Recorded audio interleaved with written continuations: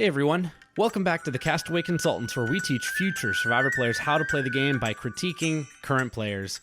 I am one of your three co-hosts, Derek Kubicek, and today we are going to be looking at Episode 3 of Season 49 of Survivor, Lovable Losers. And I am joined on the podcast tonight by my two Lovable Loser podcast co-hosts, Ryan Stacy and Josh Wessler. Of course, I'm the biggest loser. No, I'm the biggest loser on the beach.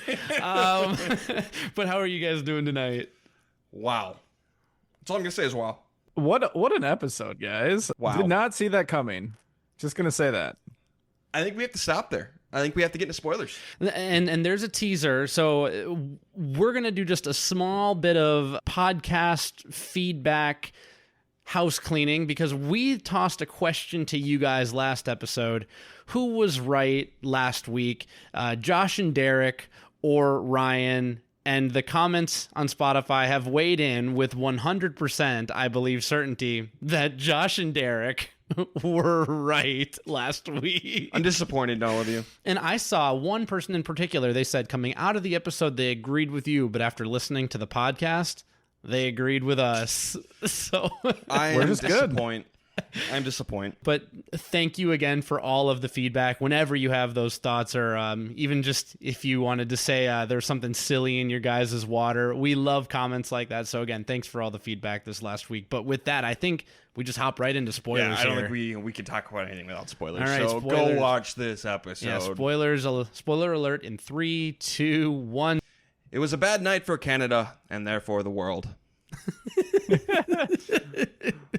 We lose both of our Canadian castaways tonight in a rough episode for they were Kaylee. both Canadian? Oh. Both Canadian, and there's no other Canadians left. In one fell swoop, we lose all our Canadians. I mean, okay, as a United States like elitist when it comes to Survivor. Yeah, I was gonna say. When it comes to look, Survivor. Qualify that. Qualify that. Look, ever since Canadians have invaded U.S. Survivor, they've got way more wins than they should relative to their representation. So I'm happy that a Canadian doesn't win this season, but like, man, oh man, this episode, goodness. For the record, I'm fine with all Canadians. Please accept me in your country at some point, please and thank you. He'll be showing up at the border barefoot any day now. I was a big fan of Erica and Marianne. Please let me in.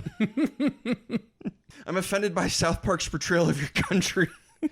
But back to the episode at large here, the emotions run high. I mean, especially for me, I'm a young parent myself, so to watch Jake go through all of the emotions, like, I'm going to be a dad, basically saying, don't let me die.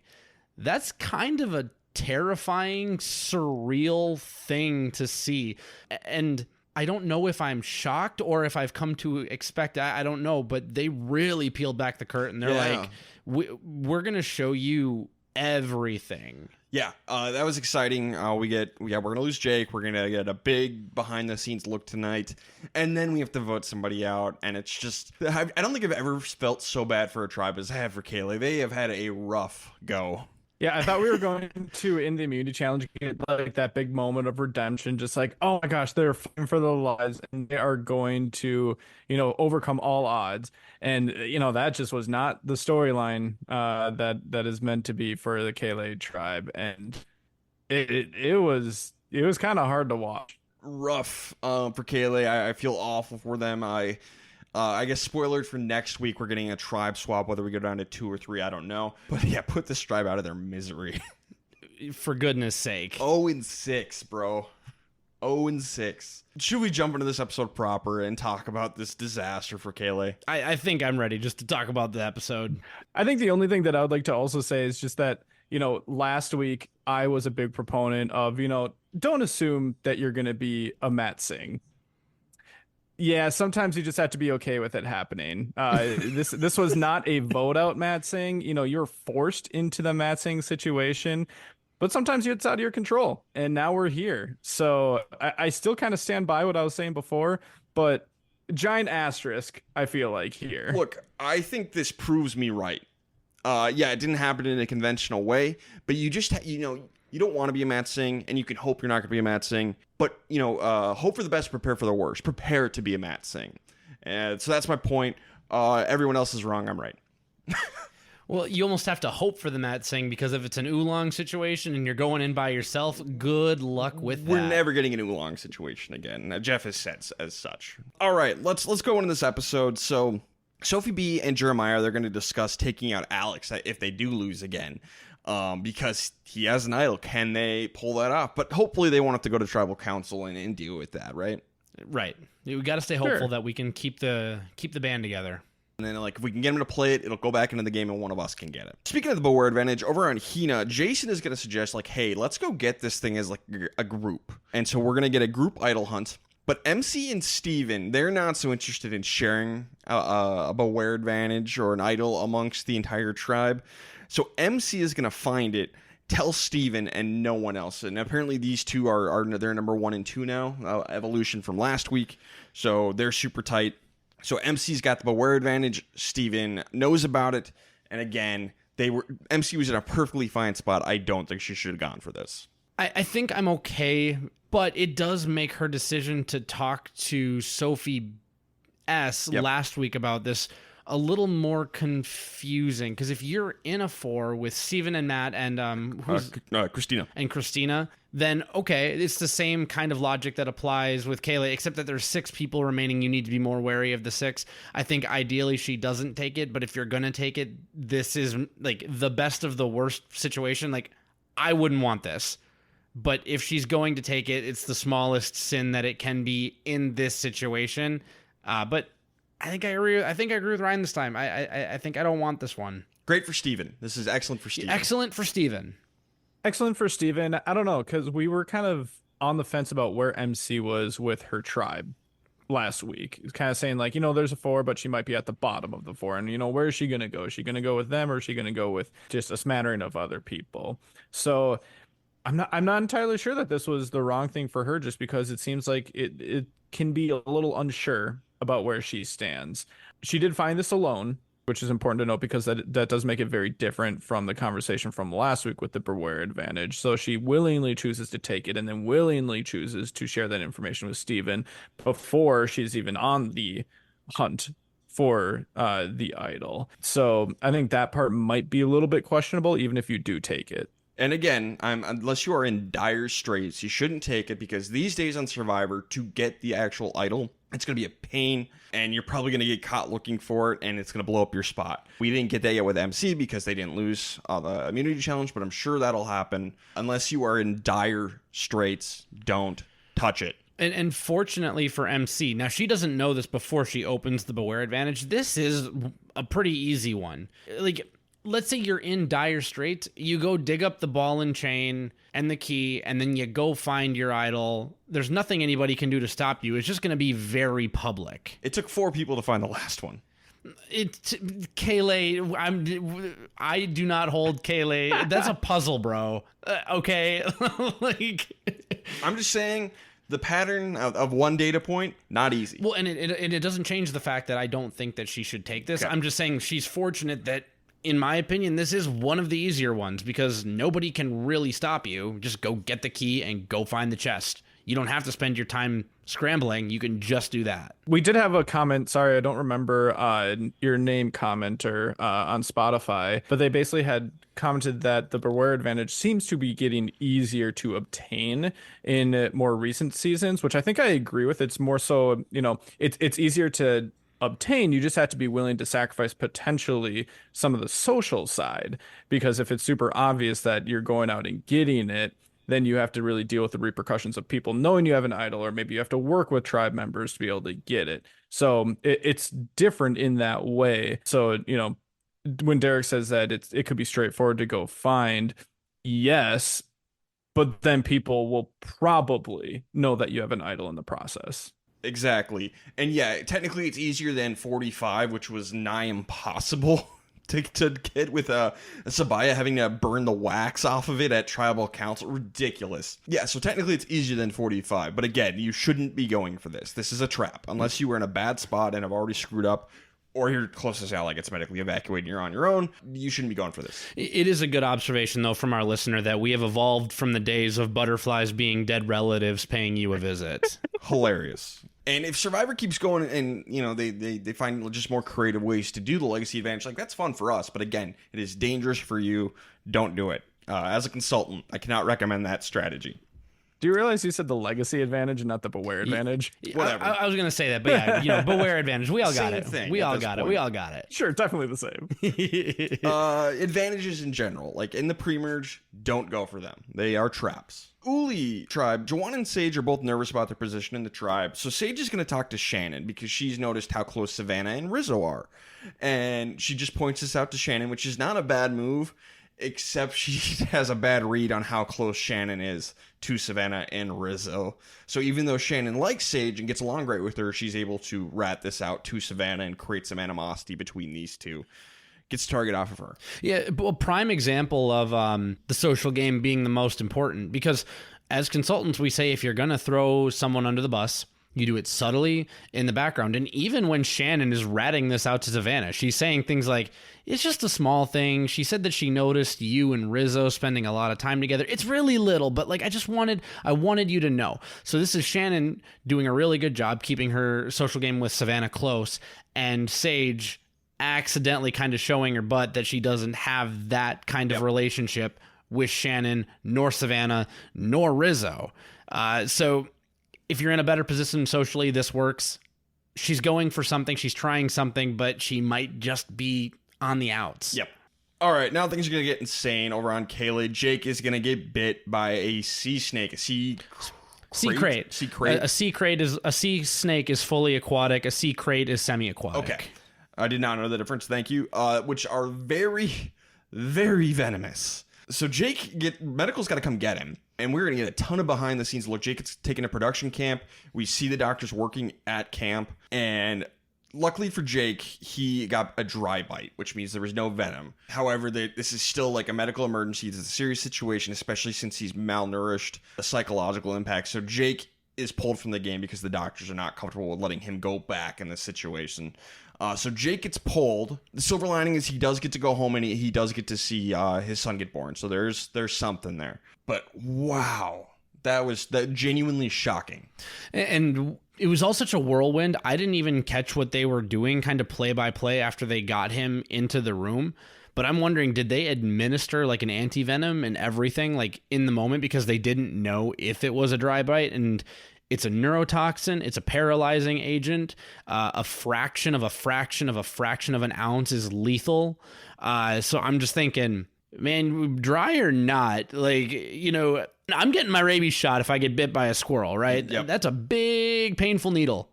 I don't care. Give me the anti-venom, I think. So, yeah, sea crates, watch out for them. But to go along with what Jeff said, I did a little bit of reading on Commercial Break. They are very docile, and they only attack like in self-defense or in defense of their nest. They lay their eggs on land. That's another defining feature between a sea snake and a sea crate is the sea crates will lay their eggs on land and then kind of go hunt for food by sea. So maybe it laid its eggs sometime in between when production did their sweep, or maybe something got missed. But it is incredibly rare for them to bite a human. Maybe it just thought Jake was food. Big, yummy food. And I felt so bad for Jake. Badly. Yeah, that is rough. Wow. I feel like we don't really get much wildlife interference nowadays. This is far past the events of a sea urchin or a jellyfish sting. We don't really get that very often anymore. So this was, I don't know, that's where I wasn't expecting this. It was on the next time on Survivor, and I thought it was gonna be like just like a nibble from the snake or just a whoop-de-wop of production editing. But no, that's absolutely not what happened. So I think it was a whoop-de-wop the other way. They made it seem like it was gonna be not that big a deal, and like, oh no, it was a huge deal. Yeah. And last piece that I wanted to talk to you guys about with this, do you think this is the second or the third scariest moment for production in Survivor history? Yeah, I think it's got to be top three: Caleb, Russell Swan, and this. And then, like, maybe Scoopin in there, Yeah. So, but like the fact that he was bit by a sea crate and a fraction of an ounce is lethal, and you don't know if it's in his body. Yeah, and you're out on an island, terrifying. like, whoa. The clock is ticking. Yep. Not now, yesterday. And like they've got him on a gurney so that he's not walking around because that'll make his heart pump faster, which will transmit that neurotoxin more quickly through his body. So that's why he's not like walking anywhere by himself. It's messed up, man. I mean, that doctor, producer, whoever it was, I was like, is he breathing as they were coming in on a boat? Yeah. So wow. So we lose Jake. That sucks. I hope he gets the opportunity to play again, like I do with everyone who gets medically evacuated, because that blows. I say bring him back. Bring him back. Yeah, sure. Why not? He was already doing a lot better than I was expecting. I know, Josh, you know somebody who's on 50. Derek, you and I do not. Yeah, Maybe we do not. Jake's on 50. Maybe Jake's on 50. We can hold out hope that he's one of them. I don't know. Immunity challenge. So they're gonna do all this setup for Kaylee. Like, oh, we're gonna do this for Jake. We're gonna finally do this. Nope. Hito wins. Uli gets second, and I think at least two of us in the group chat we have was just like, oof. Yeah, and it was rough because they didn't find out until they're at the challenge either, Yep. and that just sucks. Yeah, I think I said OMFG, and you guys were like, oof. And then I think Ryan said massive oof. There's never been a bigger oof. Wow, that's rough. So after all this, Kaylee is going to tribal council. Good Lord, man. These poor people. And even Uli and Hele? Hina. Gosh, why can I never remember that one? Hina and Uli are even both, bruh, I'm so sorry. Like that's No one is cheering. Exactly. They can't celebrate. We'll go over to Uli real quick and just finish up with them. We're going to get kind of the same thing we got with Hina. Joanna's going to suggest, hey, we're going to have to go to war with Hina because let's face it, Kaylee is not going to be much of a factor. We need some hardware for this war. And so we're going to get a group idol search again. Rizzo's going to find it and just tell everyone. And again, I don't love that. Yeah, I don't love that he told everybody about it. But again, he's at least in a solid 4, but an untested, air quotes for video or for audio people only, solid 4. Again, no battle lines have been tested. No one here knows what it's like to scramble yet. It's going to be an interesting swap and merge dynamic because we have so many untested people. I think out of all the Beware advantages, it's the one that I think is the worst one for the person to take just because of their situation and the fact that I guess they don't know that they're going to be going into a swap, but you have to assume that something's probably going to be coming. And if you're doing so well, even if a swap isn't coming, you might not have a chance to get this Beware advantage until after the merge or something. So it's probably going to be a very public idol that you're just going to want to turn and burn, I'm guessing. So I think that this is the one that is the least acceptable to take. Yeah, I just think this is bad. It's everyone knows, and Rizzo didn't need it. He was at a good spot, so yeah, just not worth it. But now let's finish up on Kayla. We're gonna go back here. So Jeremiah and Sophie B are gonna decide to try and get Alex out of the game, even with the idol in his pocket, which I think is a great plan because let's say I know we're gonna switch tribes next week, but if we didn't. If Alex had his idol, I guess he could just final 2. He could just play it, and the other person automatically goes home. So yeah, I think you almost have to either target Alex or just get him to play his idol, which is what is going to happen. You got to get that idol out of the game no matter what. Either Alex or the idol has to go for one of the other two to have a shot. This is hard because I almost don't want to talk about this until we get to the end of the episode when we're talking about like, was this the right move? Was this the wrong move? Did people play optimally? What I will say is these two need to be talking with each other the way that they are, and they should be scheming against Alex the way that they are. I will keep close to my chest for now whether or not I think that's the right move. Deep tease. Stay tuned. Keep all options open. That's all it is, regardless of if that's what you're actually going to do. It's like you have to have 2 conversations today. Keep them straight. Keep them correct. Yep. But I do like what they say is like, hey, we have to throw each other under the bus, but we work together. We take out Alex. It's exactly the right conversation to have. Whether you go through with it or not, we'll get to that. But that's the right conversation to have. Correct. So both Jeremiah and Sophie end up having conversation with Alex. They agree to take out the other person. But while Jeremiah and Alex are talking, Sophie B's spying on the conversation. I love that. Jeremiah is going to be like, I'm going to treat Alex as the Libra that he is and not put too much pressure on him. And Jeremiah's going to go home tonight. So I just got to say, you live by the Zodiac, you die by the Zodiac. He was, in fact, not the first male Taurus winner in Survivor history. So I enjoyed that part. That was pretty funny. So Sophie is gonna learn from this conversation that she thinks Alex is gonna target her. So she's gonna have another conversation with him and basically try and be like, yeah, I think Jeremiah kind of wants to get you out, Alex. And maybe this is what does it. This is why Alex is going to end up voting for Jeremiah as this conversation. We don't know. We can never truly know. But I love how Sophie B plays this. I like how she plays this, and I like that she, does a little mini Tony Vlacho's spying action here. I hope that she doesn't take all of what Alex was saying just completely at face value. Like, you have to understand that he's talking to Jeremiah, and he has essentially one or two things that he could say to him, and your name is going to get brought up, and it'd be dumb for him to say anything other than reasons why he might not go for you. I don't think that Sophie is going to change her plan based on this, but if she can use like the words that he is saying to reassure him and turn it back on Jeremiah, it essentially in Alex's own words, great, do that. I think this is perhaps the ratio of risk to reward for spying on this conversation is perhaps the highest of any spying situation in Survivor history with like no actual reward. Because again, everybody is having two conversations, and a decent Survivor player is going to know that Alex and Jeremiah are going to be talking about voting out Sophie. What does she think she is going to hear in that conversation? What Josh just said. That can't be. But see, that is something that if you're a decent Survivor player, I'm thinking in my head, of course they're going to say that to each other. What Josh just said is the exact words that Alex uses. You can use to just try and like subtly connect with him.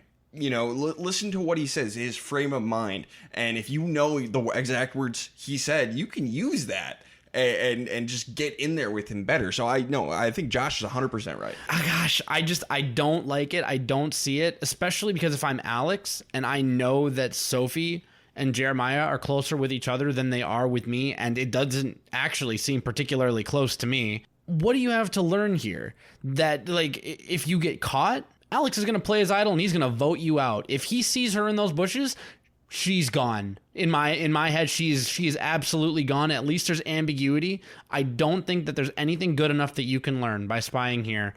And I think the downside was too big. I strongly disagree with Derek. So I do think that, what I was saying is a valid point, but I do think that there is unnecessary risk being taken here by Sophie. No, I think this is... You're walking on the edge of a knife anyway. I say go for it. Any advantage you can get in this situation is worth getting because things are so dire. But we're going to go to Tribal Council. Alex is going to play his idol. Technically, it was the wrong move, but I don't blame him at all. No, I'm going to go ahead and say it was the right move. I don't care. Yeah.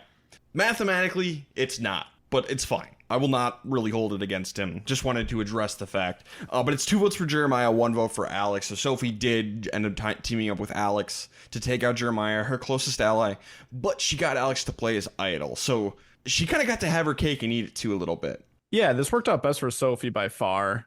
Alex, I don't blame him. He might have to deal with, Sophie questioning like, oh, why'd you play her idol? Did you not trust me? That's always going to kind of loom if Sophie really wants to push. I don't think she should. That could be a possibility for Alex, and that's really the only downside for him. As for Sophie, like, I think that this is exactly what she should be doing. Like, I don't think there's really much reason for her to turn on Alex and go against him. Again, unnecessary risk. You don't know if he's going to play his idol. And you already had a previous relationship with him. Yeah, you had a previous relationship with Jeremiah, but Jeremiah doesn't have an idol. Pair yourself with the other guy. Yeah, I think this is the part where I just want to talk about, again, game body. This is what Derek thinks should have happened. You are on the Kaylee tribe. Things are bleak, despondent, hopeless. People getting medevac for secret bites. You are Alex. You have a shot in the dark. You have an idol. I think you get back after that challenge, and I think you are very open with Jeremiah and Sophie and say, I will be playing my shot in the dark tonight, sacrificing my vote. If I am safe, that is great. If I am not safe, I will be playing my idol. You guys need to vote for each other. And then, okay, from there, you can choose whether or not you want to keep your idol or actually play your idol. But I would do this because, again, whoever you go back to camp with, you have to work with them long term. And if you lie here, you lose them. But this way, even though you're screwing somebody, you're at least saying, look, you guys are going to go to fire tonight. Winner wins, and we move together on equal footing. I think that's what I do if I'm Alex. And maybe he said something to this effect in the edit, wanted to keep it ambiguous. Sure. I don't know. But then Jeremiah and Sophie have no choice, really. They vote for each other. They go to fire. They do this. But let's say that, Alex does play a little more coy as he does. Still, these two need to turn on each other, because if he does play his idol and one of them votes for Alex but ends up staying, you guys can't work with each other going forward. So it's the right move for Sophie to turn on Jeremiah, because now they can go back to camp and she did not vote for him and they can work together going forward. Jeremiah, if you would have stayed, well, he voted for Alex. That's a problem. You can never work together. It's very unlikely you can work together anyway. So that's what I think should have happened. I think Alex misplayed this a little bit. He might have been able to save his idol by using a shot in the dark, and he should have been more upfront and abstained from the vote by use of the shot in the dark. That would have been great. Yeah. Yeah, I guess I think you can go either way. Like, you can try and get... I think the most important thing for Sophie and Jeremiah, just because you don't know if there's going to be a swap or not, the idol has to go or Alex has to go. Because if you are the only two left and Alex has the idol, you're done. You're just done. There's nothing you can do. So, like, I don't mind them plotting to try and take out Alex. So you either got to make him comfortable and vote him out, or uncomfortable enough to play the idol. You got to do one of the two. And Sophie did it. So congrats. But yeah, this is just a tough one in general. Mm-hmm. Ryan, why did you say earlier that Survivor will never let us get into Oolong situation again? Jeff has said that. But what does that mean? Decimated to 1. Okay, so what you just said, though, what you just said is don't plan on there being a swap or anything if you get down to 2. So, you want to make sure that idol doesn't exist with the tribe of 2. Correct. However, Survivor has to plan out their challenges and their episodes and their eliminations ahead of time. Legally, there's a whole process about it. So maybe they didn't intend to have that happen, but Jake getting evacuated throws a wrench into that, and I don't know exactly what would happen. I don't know Survivor's procedure for something like that. Do they go forward with the original plan of having the tribe stay? Do they make them swap? I don't know what they're legally allowed to do, and I don't know if the players would know that either. So it's just something to keep in mind if something crazy like a medical evacuation or a quit happens. If it's just standard gameplay, I don't believe they would let it get to 1 anymore. But then again, we are in the danger era of Survivor with 3 tribes, and I think technically, if you go back to 41, the structure they had, it was possible for them to get down to 1. The Uwa tribe with Ricard and Shan, they won 1 immunity challenge, so Yase voted somebody out. If they had kept that structure all the way like the same, it was possible for Ricard and Shan to have to go to fire if they had lost 1 more challenge. And maybe what Jeff is saying, because we always have 3 starting tribes now, it's never going to be 1 tribe just absorbing 1 person left over. There might be 2 tribes absorbing 1 person left over. So I know Jeff has said that, but that was also after season 10. So it's been some time. So keep everything in mind. It's also possible that there's kind of like a, in the script for the season, not like a literal script, but a script of mapping out the challenges and the design of the game. Production. Yeah. That there's kind of like a decision tree, and if there's like an if statement going on, it's like, if this is the normal path that we're going down, that we intend the season to go down, but if we somehow in some way quit, medivacs, whatever it might be, get down to a tribe of 2, automatic trigger of a swap. And if that's written down somewhere, then I feel like that could be an acceptable use of the rules. Sure, we don't know the rules. And the players probably don't know them either. This is not something they're going to show the contestants. So unless you work in production, you're not going to know this. So you just have to keep all these options in mind and what is possible and play your best. So, but sometimes there's nothing you can do. Let's get into best and worst players of the episode, huh? Let's do it. And as a reminder, if 2 people go home in an episode, we are allowed to give 2 out, even though 1 was a medevac. You don't have to, but we have done this the entire time. So I know Derek and Josh don't like it. I don't really care, but you have the option. So, Derek, why don't you start us off? Who is your best player / players of the episode? Yeah, it's hard. I'm not going to Kaylee. I understand that everyone there kind of played fairly optimally, but they're just in a crappy situation. They're such a crappy tribe. I'm not you get no accolades. You get no points. So what May God have mercy on your soul. What I'm doing is I'm picking someone last week where we had some ambiguity in their game, and this week I think we got some positive clarity. I don't love that she took the aware advantage, but I'm giving it to MC because last week she was 4 of 4, but now she is Steven's number 1 and in a grouping of 4.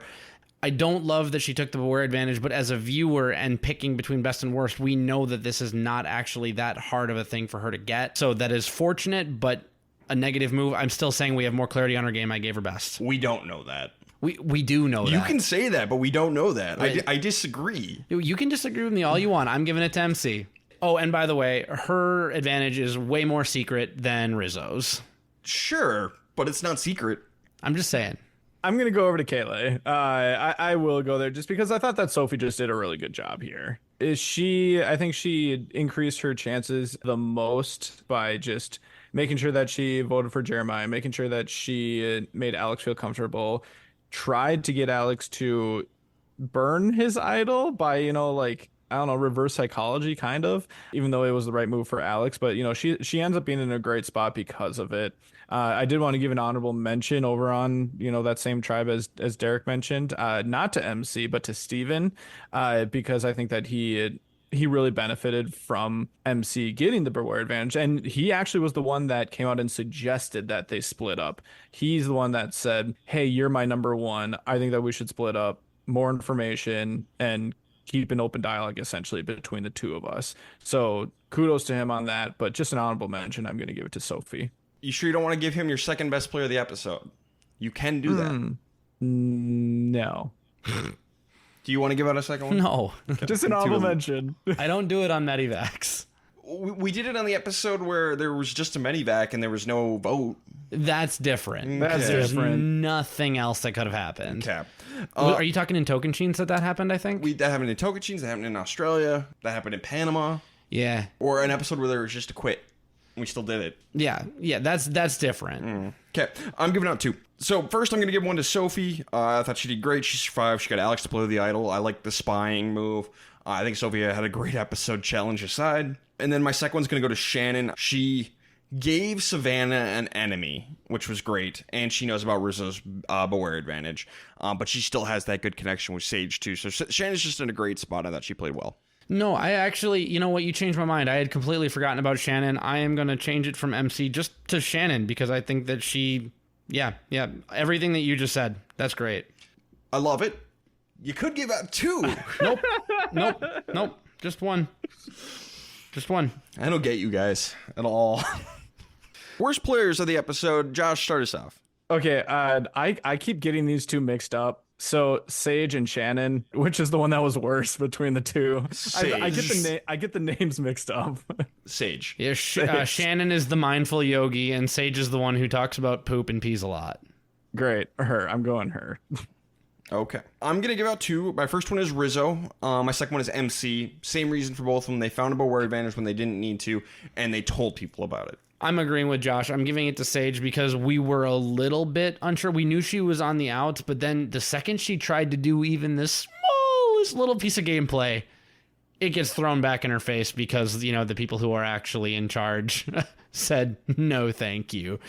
So I think Sage, we got to put in stone that she's in a bad spot. Yeah. And have this be a lesson, I guess, if you're going to be going out there, if your tribe is going to have success, you don't need to have a solid group within the first couple of days, but we're 3 episodes in now? Day 6. You should have a majority vote together by now. And you should have a number 1 within that. Again, within the first 2 or 3 days, it's not mandatory. Don't freak out if you don't, but you should move quicker than what Sage is doing right now. Yeah. Game moves fast. Let's get into who's going next. We're going to have a tribe swap next week, so we don't know what the layout's going to be, so we'll just pick one person each just because we don't know. I'm going to go with Sage just because I don't think she has any true connections. Uli feels less cohesive than Hina does, and I just think those 2 groups are going to go to war, take one of them out, and I think Sage might be the most likely to get caught in the crossfire. I said that Alex and Sophie B are safe. I genuinely think the other tribes feel so badly for them that they're not going to vote them out in a swap situation unless it's for Hina and, one of the Kayleys. So I landed on Sage for exactly the same reason. I think that Uli is more than willing to cut Sage in a swapping situation and let her go. So, but it all depends on how this breaks. We don't know for sure. This is a crapshoot.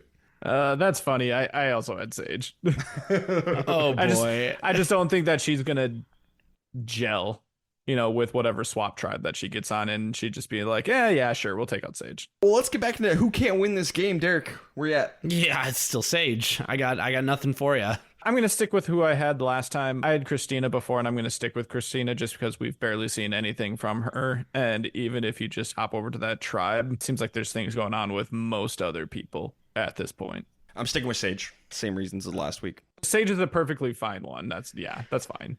And the only other update is last week, Derek had stuck forks in 5 people. And this week, 2 of those people are now gone. So just like that, I'm back to a reasonable number of forks for this early in the season. Sage, Sophie B, and Alex are your forks. Yes, correct. Okay. Do you regret Sophie B and Alex yet? No. Okay. No, actually, I feel more validated. I watched them fail on the puzzle again. I'm thinking to myself, yeah, no... This is a cursed tribe. All right, let's get to the survivor pool. Josh, what's going on? Yeah, so I will say all 3 of us made it. So last week, Ryan had Sage, Derek, and I had MC. But, you guys don't care about that. What you care about is the listeners. Am I right or am I right? You're always right. So we did have some people who failed this week. We had 3 people who ended up falling out of the survivor pool this week. We had Maddie for picking Jake. We had Fairway Dave, who picked Jake as well. And then Gabble picked Jeremiah, which that's a risky one.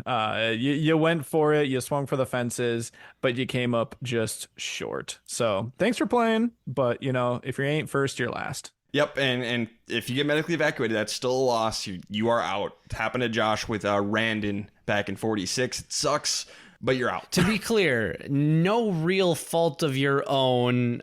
Jake would have been a reasonably safe pick. Jake was kind of on my short list last week. So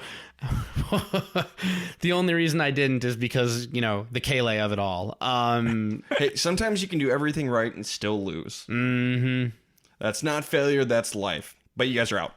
And if it makes you feel any better, to this day, on my spreadsheet, I have an asterisk next to Randon. So if it makes you feel better, you can have an asterisk next to Jake, and I can put that in there for you. You still lose, but it might make you feel a little better. This is Josh's game. He can add the asterisks. I hope it makes them feel better. And you know what? It is a little different. It is a little different. Unavoidable things happen sometimes. All right, so let's get into our new picks. Josh, who do you got? Yeah, I am going to go with the whole theory of people are going to feel bad for Kaylee here. And I'm going to go with probably the less threatening of the 2. And I'm going to go with Alex. Okay. I'm going to live by Hubicki's Law once again. I'm going to pick Shannon. I am going to go with Quasi Hardware, and I'm going to pick Rizzo. Okay. Reasonable picks all around, but I hope you guys lose. Really, I want you guys to lose so badly. I just want Derek to lose. That is episode 3, so things are going to get even more crazy next week, but it's been fun and tragic so far, so I'm excited to see what we get next. I want to see some of these other people go to Tribal Council.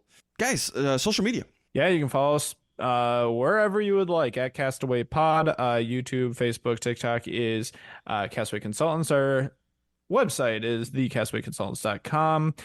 Send in your survivor pool picks if you are still in through our Spotify comments. What else, Derek? There's nothing else really. I just wanted to again thank the listeners for the level of engagement we had, particularly on Spotify. Y'all are starting to engage with each other in the comment section of our Spotify as well. That's cool. We want it to be a discussion more than just us 3. This is supposed to be a group of friends who all love Survivor, so thanks for hanging out with us, and whether it's your survivor pool pick or making fun of me or making fun of one of Ryan's usual horrible takes or personality traits, whatever you want to do, we're here for all of it. Did I get made fun of this week? I think he did, actually. Yes. I got it. Wait. Claiming not to be pretentious while being pretentious and wrong about the definition of pretentious, while also being wrong about this week's gameplay. What a little stinker. That's fair. little stinker, I think is fair. Ryan, you are a stinker. I'll grant you that. But that said, I'm always right. So anyway, thanks again for all of that. We appreciate all of you. Thank you. I was gonna say thank you for the compliment, but it's not really one. Thank you for the insult. I appreciate it. Thanks for the engagement. Thanks for the engagement. Thanks for caring. Now, Josh, you had a question you wanted to read off. Oh yeah, thanks for reminding me because I did forget. Okay, and then one of those other interactions on Spotify was from Dawson, and Dawson had a question saying, "In honor of Nate's struggle on Yuli," and this was from last week's episode. What is one slang word / phrase you absolutely despise, and what is one you love? Well, I despise most of them, but I do like yeet. Yeet's funny. But yeah, I think I despise most of them. Which one's my least favorite? I looked this up earlier. I'm such a loser. I Googled Gen Z slang, and I just found a list. And I was reading, I'm like, God, I hate all of these. But you guys go. I'm going to find the one I hate the most. I don't want to take a cop out. I will say I love that the definition of yeet, canonically, I believe, is the opposite of a yoink. That's always made me chuckle. But if I can just pick something out of my generation, I really like the word copacetic. I know that's not Gen Z. I know that's more 70s.